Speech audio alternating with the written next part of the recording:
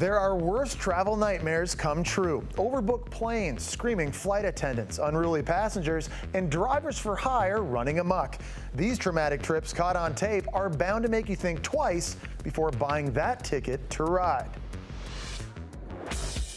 Travel can be stressful enough with crowded airports and long lines. But when a flight attendant has a meltdown, an already stressful journey goes from bad to worse. Say one more word. Say one more word. It's one thing to be reprimanded, another to be subjected to this now infamous drag off a United flight. The unsuspecting passenger who just wanted to go home, bloodied and inconsolable before being forced off an overbooked flight. I have to go home. I have to go home. A mother of two breaks down into tears when she's told she'll have to deplane for disobeying a pesky flight attendant who told her to get out of the aisle. So mean to me. I didn't do it. And passengers on alert when this American Airlines flight attendant has a meltdown before takeoff. Somebody call 911. Security system. I'm about to kill passengers before takeoff. But it's not just flight attendants. This bus driver first pushes his passenger off the bus and then gives him the boot. Meanwhile, things can be just as scary with an angry driver. Get out of my car now! I don't know where I am. Get out of my car now! You to hell! Wow, all right. Well, here to break down some top transit nightmares is travel and lifestyle expert Francesca Page. Thanks so much for joining us. Now, we know the skies aren't always so friendly. Who can forget the viral video of Dr. David Dow being forcibly dragged off a flight? What's the latest there? Well, that was a really scary situation, and it was a huge PR crisis, obviously, for United. His injuries included things like a broken nose, missing teeth, even a concussion. In fact, he told the Daily Mail he was worried about having sustained some serious mental issues as well as brain damage from the incident.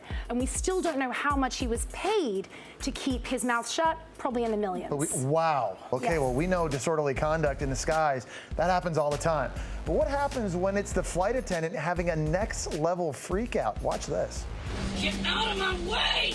This has not happened to me since 9/11, and I'm not putting up with this! Somebody call 911. Security system. I'm about to kill passengers before takeoff. Okay, you're a flight attendant? Somebody go help! Go help! We're screaming! We're screaming! Francesca, it's absolutely terrifying watching that video. So what was going on? It must have been really scary for everyone involved. You know, I've seen a similar situation with a flight attendant losing her cool with a colleague, probably from sleep deprivation and a lot of hours of working. But in this particular situation, she actually suffered from bipolar disorder and was said to have not had taken her medication that day. It's a high-stress position. Yes. There is no doubt about that. Yes. That's frightening stuff, as is this next story as well. Even the daily commute can turn dangerous here on the ground.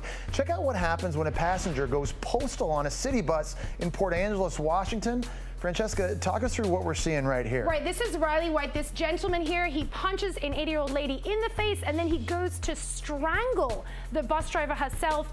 She is actually she's the real hero here, Joy Cummings. She actually manages to close the doors, keep him on there, disable the battery, all after she's let off all the passengers, so he can't drive the bus, calls 911 and is the hero of the day. The crazy, crazy part about this story is just the day before he had posted a $30,000 bond for a similar assault. He pled insanity. Wow, quick thinking by her, and because of that quick thinking, they were able to catch him. Yes. Okay, he deserves it. Good. Finally, you saw in the tape piece that Uber driver just berating a passenger, and with Uber drivers making headlines for alleged heinous crimes, how can we stay safe? So many of us use Uber or these public transportation services. Yeah, like how can we protect ourselves? There's some basic things. You can share your ride on the app. That's a really great way to go. Make sure you sit in the back seat. That gives you 2 doors just in case. And other than that, use your instincts and use your intuition. We're good with that. We're women, so I would do that. Men too out there. You know, men aren't safe necessarily either. Francesca, as always, thank you so much for your insight. Thanks for having me. We'll have more Daily Mail TV when we come back.